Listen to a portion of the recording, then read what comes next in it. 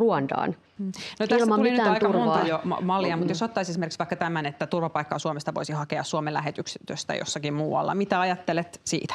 No ajattelen ylipäätänsä, että tässä on tyyppiesimerkki, kuinka sotketaan nyt näitä eri koreja.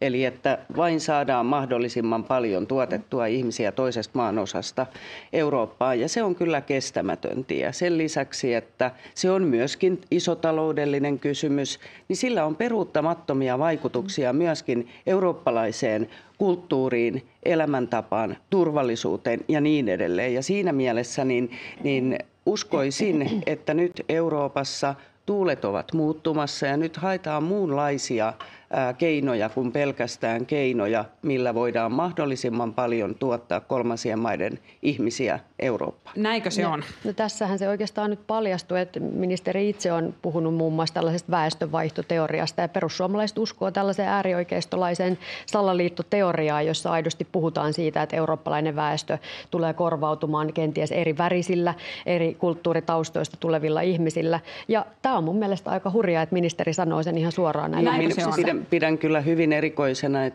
että edustaja Ohisalo tässä toteaa ministerin olevan äärioikeistolainen.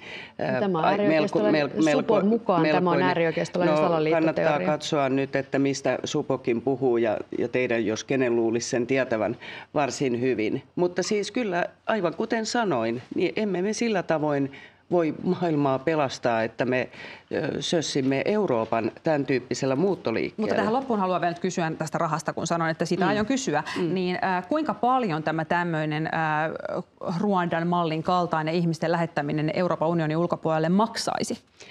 Ei siitä ole olemassaan vielä laskelmia,